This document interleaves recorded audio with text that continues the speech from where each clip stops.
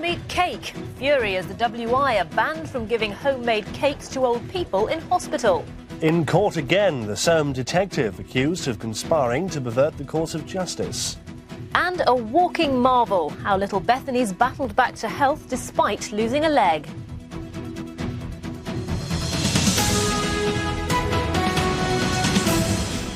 Hello from Stephen and me, welcome to the programme. Also tonight, action from one of the region's biggest air shows. Kate and Becky are there live for us. First, though, fury over the ban that stopped the WI baking cakes for patients at their local hospital. Over the years, a dozen WIs around Saffron Walden in Essex have supplied elderly patients with cakes, but now hospital managers have said the practice must stop. They say they've made the decision because WI kitchens don't undergo the health and hygiene checks that are compulsory in hospitals. The ladies, though, don't agree. Timothy Evans reports. WI members are on the warpath. They're angry their local hospital no longer wants their cakes, and all because of hygiene.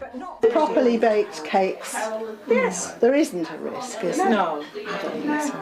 The Women's Institute has a proud record in the picture postcard villages around Saffron Walden. They certainly know how to bake cakes.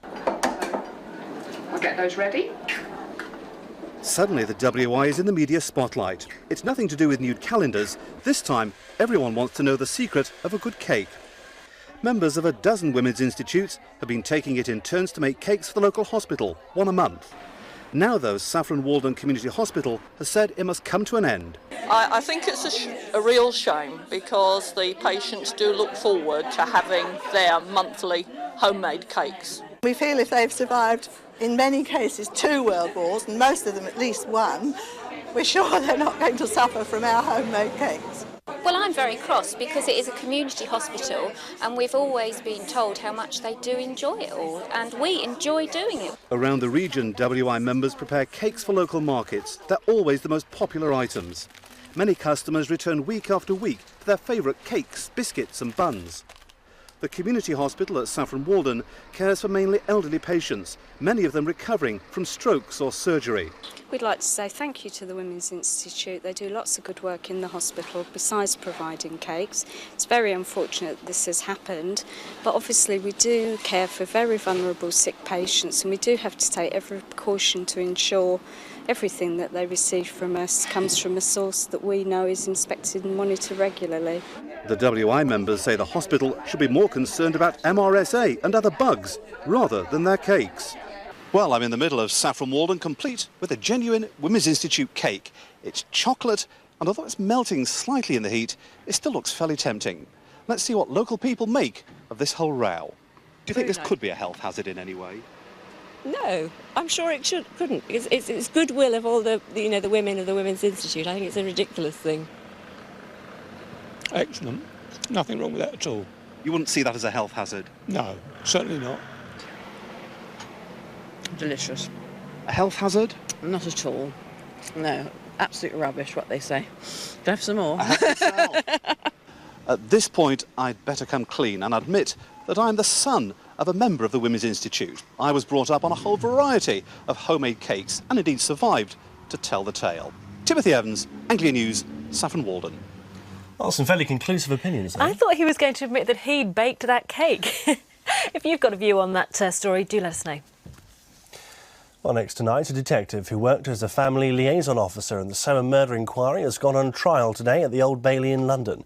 Detective Constable Brian Stevens is charged with conspiring to pervert the course of justice. Louise Austin, who works for the Crown Prosecution Service, faces the same charge.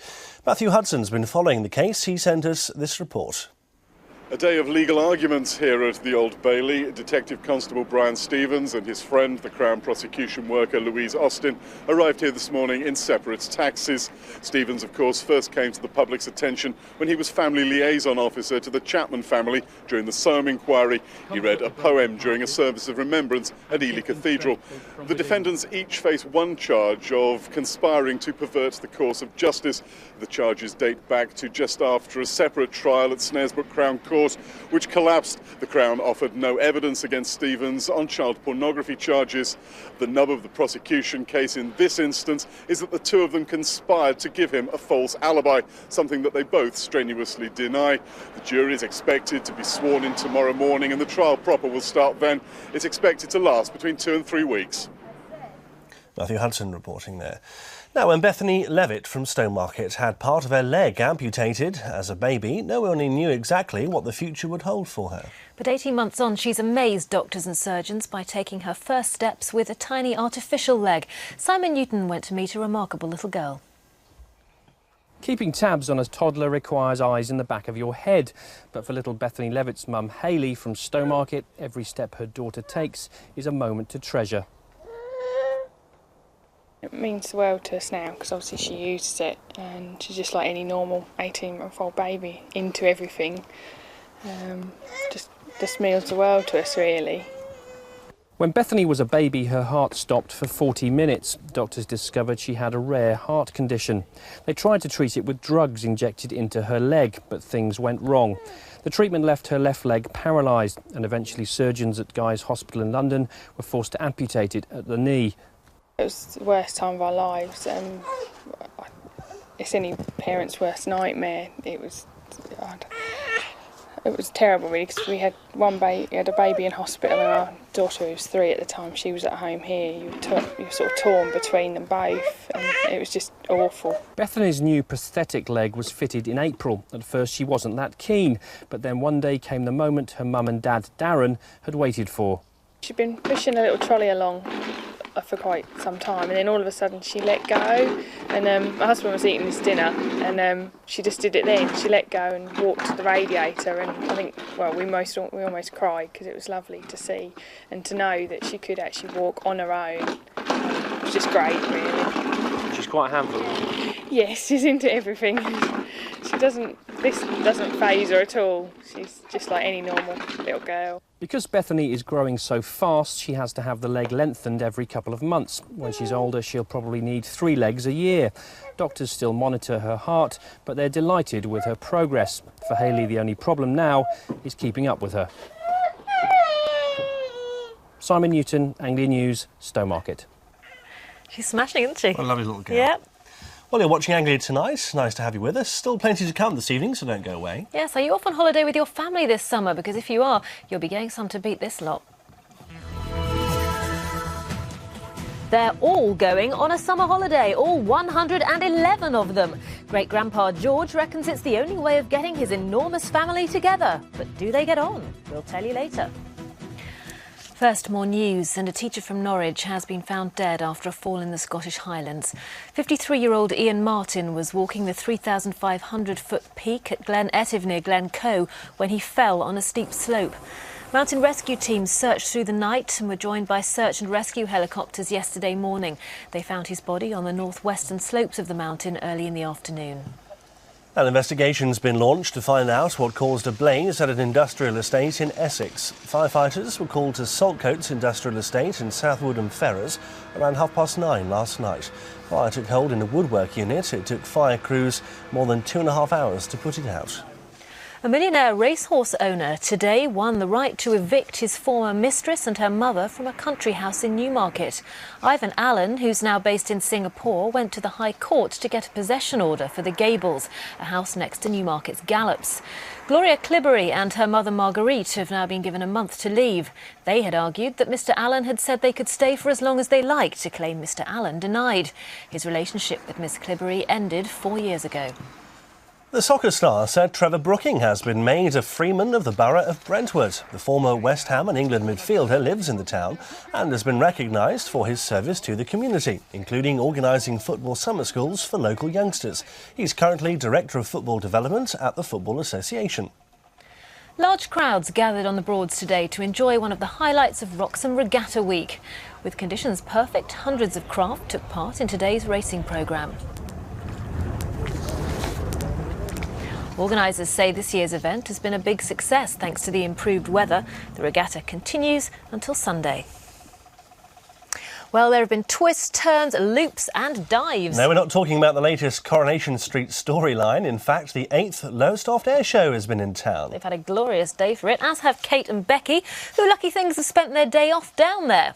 By the looks of it, you've had quite a lot of fun. We really have. Welcome to Lowestoft Beach. It really has been lovely. As you can see, we've made some friends. Everyone give a wave. It's been a fantastic day here at Lowestoft. And although the flying has been magnificent, I have to say, Kate, that the weather has been marvellous too. It really has. It's given everyone, Becky and I, and all this lot, a fantastic view of the flying action this afternoon. Some of the highlights we want to share with you now.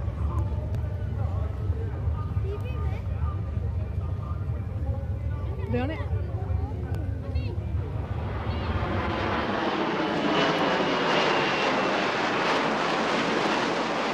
The weather impressive and the flying equally so. And this year there was a welcome return for the RAF Harrier after the accident 2 years ago. Of course, there were plenty of favourites in the skies, the Spitfire and the Royal Jordanian Falcons in their extra 300s. Some of the journeys were a bit draftier than others, but all required maximum skill. We caught up with the Blue Eagles boys before they went up. And it's just seeing, coming in and seeing the public all along the beach and the seafront is just an amazing view. Our display is a bit different because firstly we've got 5 helicopters, most displays are a single aircraft, and we're trying to synchronise, and we've got the Lynx that goes upside down, the only helicopter in the world that goes upside down, so there's a lot of different things in our display that other displays don't have.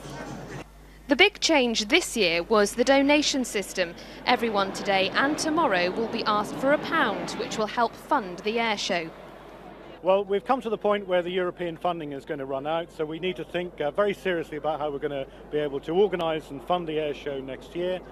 We want people to show their enthusiasm for the air show by putting in their contribution, and I mean this has been a good way of doing it. If we raise sufficient money, it will all go towards making sure it happens next year and beyond. No one so far has seemed to mind, some people even donating more than £1 before settling in to enjoy the show.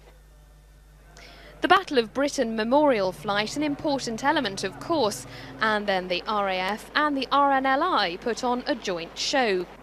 And finally, the big finish, and who better to provide it than the RAF Red Arrows display team.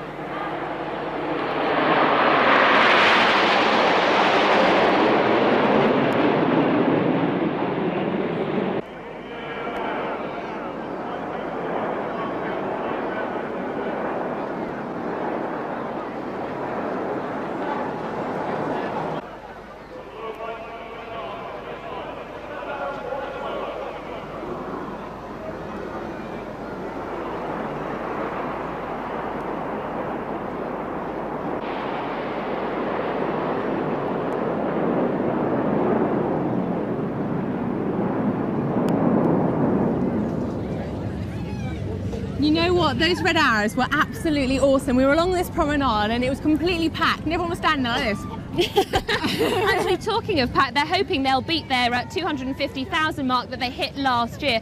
It should be possible with the weather as good as this, and of course there's still another day of flying tomorrow. But as well as the flying, there's plenty going on the ground too, as Becky was finding out today. There's plenty more to the Lowestoft Air Show than just the flying. It's another glorious day here today and plenty of people to take advantage of it. After weeks of almost autumnal weather, the holidaymakers are making the most of it. Deadlines, the sun, and it's just fun being in Lowestoft. I stay out when it's hot. It's just good to get out. It's good because you get to see all the planes fly in the air and you get to see everyone enjoying themselves. And with temperatures rising, there are plenty of ways to cool down. What? It's important, all right? And of course, there's all the fun of the fair. And other ways to become airborne. They're absolutely mad. And for the Top Guns amongst you, this Red Arrows flight simulator is unmissable. Now, if you thought the air shows were just about turning up and taking some pictures, you would be very wrong, because for the serious plane enthusiast, there is every imaginable bit of kit. Basically, if it folds, it's in. It's all happening again tomorrow. There's the flying, the fair, the food the fun, and of course, some trainee weather forecasters. It's really, really, really, really hot. Well, you can see there was action-packed there with Becky, and it's still action-packed. This is where the party's happening tonight. Say hello, Lowestoft! As you can see, everyone is planning on having fun well into the night, I think. So, as well as being a lovely day today, there's still a party going on here, I can tell you. Becky? Well, certainly it's a party atmosphere now, but what everyone's been here to see is the flying. With me now is a very important man, Major Adrian Palmer, who is the team manager of the Blue Eagles. Adrian, how is the flying gone today? It's been a good day, actually. Went really well. Good place to display, actually, over the sea. We always enjoy them a lot, Mill. It's a lovely venue, as you can hear. And the display went extremely well, got in nice and close, and I think everybody enjoyed it. It sounds like they did. And what about tomorrow? More on the way? More on the way tomorrow. Again, we're looking for a lovely day, and we just want to get out there, meet as many people as we can, because the pilots stay here beforehand. Should be a good day. Brilliant, Adrian. Thanks very much indeed. Kate, what would a party be without some music? So we've got a band especially for you. Take it away, guys.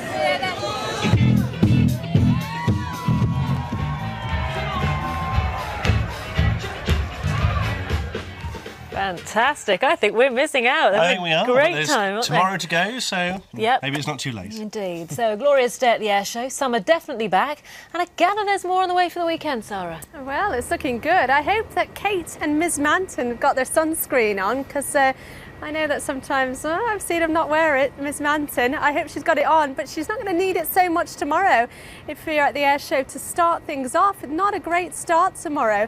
Let's talk about today, though. It's been very, very warm indeed. Highs of 29 Celsius, 84 in Fahrenheit. Cooler at the coast. Got some very nice weather pictures. They come from Hempton in Norfolk, and there's a bit of a watery sunshine around there this morning. And in fact, the sunshine's got a bit watery now. We do have some cloud and rain on the way overnight tonight. Through the good thing is that the weekend's looking very good indeed if we go to our chart, but the bad side is that we have seen some very high pollution levels across the region, and we've seen high ozone levels today. Tomorrow it looks like they'll drop off to moderate. I'll tell you all about the weather in just a few minutes' time. Back to you guys. Thank you, Sara. Scorching, very nice. OK, it's just after 6:15. You're watching Anglia Tonight. 6:30, it's over to Bill Neely and Andrea Catherwood in London. Coming up on tonight's ITV Evening News, just a game, we bring the mother who blames manhunt for inspiring her son's killer face to face with the industry's regulator. Plus, Sven finally breaks his silence on that affair. Find out more at 6:30. Well, on to sport now, and more than 20,000 Ipswich fans filled Portman Road last night for a friendly with Premiership Newcastle United. The Blues came out on top, winning 2-1 in a testimonial for assistant manager Dale Roberts, who died last year. Dan O'Hagan was at the game. They were queuing in their thousands at Portman Road, a crowd of over 24,000 swelling the coffers of the Dale Roberts Testimonial Fund. This friendly against Newcastle, played in memory of the former Blues assistant manager and player, signed for Ipswich by the Newcastle manager, Sir Bobby Robson. He was a good guy, and I brought him to Ipswich many, many years ago. He's died too young, very sad, very tragic. But we've done the best for the boy, and I'm sure the Roberts family, respect that and appreciate it. On the pitch, plenty of star names on view. Alan Shearer led the attack, and a homecoming for three former Ipswich players, Titus Bramble, Kieran Dyer and Darren Ambrose. All grew up under the coaching of Dale Roberts. I won the reserve league with him, and that was a big chance for him. I was in the 19s and he took me out into the reserves, and I was very grateful for that, and I always will be for him. This was an Ipswich performance to savour. Their opening goal was of the highest quality. A lovely, lucid passing move. Dean Bowditch's cross turned in by the outstanding Shefki Kuchi. Goalkeeper Kelvin Davis, another to play a key role. These two saves from no less a figure than Shearer, keeping the Blues' lead intact. But Newcastle's pressure finally told. Former Norwich man Craig Bellamy given a hot reception by the Ipswich fans with a deep cross headed in by Lauren Robert. Sir Bobby must have been impressed by his former club. Town scoring the winning goal through substitute Pablo Cunyago in the second half. Kuchi's pass and a shot through the legs of goalkeeper Steve Harper.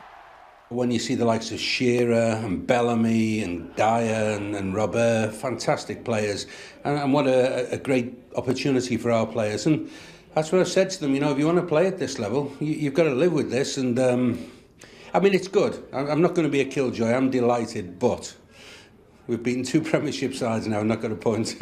Oh, I've loved coming here, yes. I didn't come to get beaten, but I did. But fantastic crowd, great public here. I was here 14 years, as you know. It was a bit of a baby of mine, you know, for a long while. It's grown up now. It's in the hands of another parent, so that's fine. But it was great for me to come here, and the ground's spick and span. They've done a wonderful job here. They deserve to be in the Premiership, to be honest. It can harbour a Premiership club. Ipswich looking good ahead of the new season. That's 2 wins over Premiership opposition in a week. Dan O'Hagan, Anglia News at Portman Road. Now, in just over a fortnight, the best athletes in the world will be in Athens for the Olympics. This weekend, a more modest gathering in Norwich, but those taking part are still top class. Malcolm Robertson reports. Rolling into Norwich today, a good old-fashioned London bus, carrying an important message they hope all of us will take on board. Here to support the British Transplant Games. But just as important, they're encouraging thousands to sign up for organ donation. We lost over 400 people last year waiting for organs, and approximately 170 of these were children.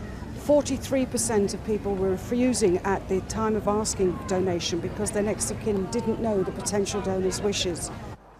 Getting families to talk about the issue is a huge part of the campaign. The opening ceremony is this evening, then the actual athletic events begin tomorrow. It'll be one of the biggest ever transplant games. More than 650 competitors aged between 5 and 75 will be taking part in a whole variety of sports. Some will be on the running track here, some on the squash court, there'll be golf and also events in the swimming pool. Robert Sutton and Nicholas Jones are both from Norfolk, have both received transplants and are both taking part in the games. Nicholas competed in his first at Glasgow 13 years ago when he was just 3, shortly after recovering from a kidney transplant. At his home at Attleborough near Norwich, he's collected a whole string of medals from subsequent events. Still obviously have to take medication for anti-rejection, but other than that I can do everything that everyone else my age can, really. Back on the campaign trail, David Nix is banging the drum for organ donation. He knows from personal experience just how vital it is. 8 years ago, his daughter Rebecca was killed in a road accident, but he's comforted that more than 70 people have benefited from her carrying an organ card.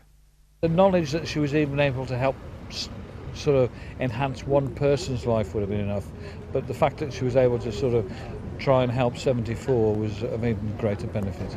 And it's not just those people that have benefited, it's the families of those people, it's the friends of those people, and it's like the pebble in the pond, the ripples go on forever. And Nicholas Jones hopes to cause a few ripples himself over the next few days, but of course everybody taking part will be a winner. Malcolm Robertson, Anglia News. And good luck to them all. Indeed. Now, we all know how difficult and stressful moving house can be, but imagine packing up and moving over 1,000 pieces of priceless art. Well, that's what staff at the Sainsbury Centre for Visual Arts in Norwich are up to this weekend. Rebecca Holmes explains why. At 4,000 years old, this little hippo needs to be handled with extra care. He's travelled all the way from ancient Egypt, but now he's taking a year off in his own padded box. He's one of 1,500 priceless pieces that are being moved out of the Sainsbury Centre for Visual Arts because of a major new build and refurbishment costing a total of £13.5 million. It's like moving house, but on a very, very grand scale. I mean, if you look behind you, the house is very big. And, although we all have very precious things in our homes, we're moving, about 1,500 really precious things. It'll be the first big revamp of the centre since it opened 26 years ago. Over that time, it's collected historic works of art from across the world. Now, packing things like this is relatively simple because they can all go in their own individual boxes. But what about Bucket Man here? Now, he could prove a little bit more tricky. What's going to happen is he'll be manually lifted up off the ground and a pallet will be put underneath him. And then a whole wooden box will be constructed around him. Now, inside, he'll be strapped in foam-padded battens all across his body to keep him secure so that even when he's being transported, he won't lose his balance. For 26 years of his life, he stood in various locations around the Sainsbury's Centre. And even though we're very excited about the changes and about moving on and that all the things the building works will bring, we're actually very sad about seeing our objects go. And I have this vision of him inside his box for a year looking a little bored. The centre is open until Sunday. After that, all the exhibits will be packed away and brought down here. Then they'll be transported to secure warehouses across the country. And when they return next autumn, they can look forward to a transformed environment fit for another 26 years. Rebecca Holmes, Anglia News, Norwich. Oh dear, poor old Mr Bucket Man. He didn't look very happy at the prospect, did he? Now, if the thought of going on holiday with your in-laws fills you with dread, then, well, be thankful you're not related to the Gig family. More than 100 family members have taken over a holiday centre for their annual reunion, headed by 99-year-old George Gig from Norfolk. Happy birthday to you. Happy birthday to you. Birthdays come round a lot quicker for the Gigs, but then they're a very big family. This week, 111 of them are on their annual holiday together. There's 99 years between these two, 6-month-old Jack and the head of the clan, George Gig from Wyndham. He has 6 children, 31 grandchildren and 42 great-grandchildren. Lovely to see them every year, yeah. See them all together and all the young ones, yeah. Very good. And all the ones from America as well, because we don't see them so often. Every year, the family takes over all 20 chalets at the Braddock's Holiday Centre at Westwood Hoe in North Devon. It's an annual tradition going back 30 years and has even become a media event. The family now has a truly international flavour, with spouses from Europe, North and South America, Africa and Israel.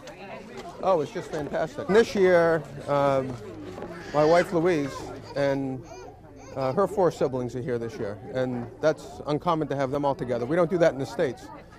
So this is the place where they're all together. The cousins from abroad welcome, you know, meeting all their other cousins. So it's a great social event in many, many ways. And it's become a tradition, as you know, and we just get a lot of fun out of it. George Gig has said this year will be his last family gathering. But with his 100th birthday approaching, his family are hoping he'll change his mind so they can all celebrate in style with him next year. And with so many relations, it makes it very hard to say no. Absolutely, next year's got to be extra special, hasn't it? Yes, indeed. OK, over to Sara now. She's in the weather studio with tonight's forecast. Thanks very much. Hello, good evening to you from Anglia Weather. It's been another hot one across the region. Highs of 29 Celsius. That's 84 in Fahrenheit. It has been a bit more cooler and pleasant at the coast. We've had plenty of sunshine right across the region, but we've had this band of rain moving towards us. Now, that's been making some very slow progress. It's all associated with the cold front. It's going to move across us overnight tonight. It's going to bring some showery rain, which could turn a little bit thundery at times as we go through the night.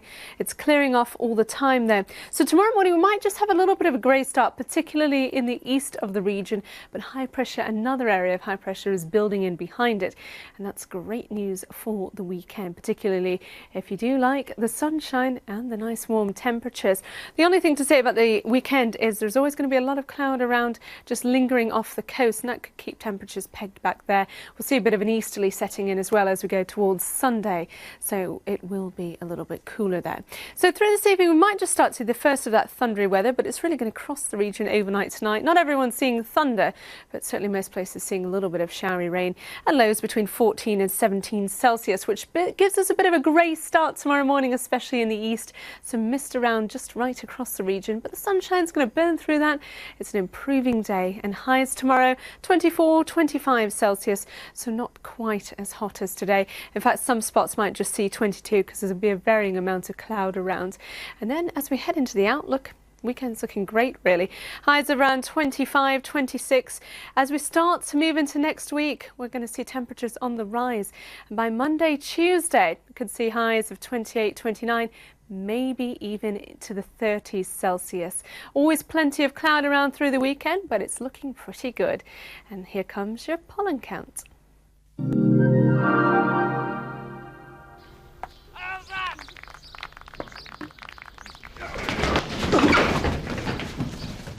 The Pollen Count, sponsored by Benadryl. Because we're going to start with some cloud and maybe a little bit of light showery rain first thing tomorrow. We're going to start with low pollen counts, but as the sun comes out and the temperatures rise, we're going to see moderate pollen counts right across the region. That's it. Enjoy your evening. Bye-bye. Yes, indeed. Enjoy that nice summery evening ahead of us. Yeah, that's it from us for now, though. It's over to London for the national and international news. From us for now, good night. Bye-bye. Waking up to the horror of an ultra-violent video game. Now stores begin to ban it.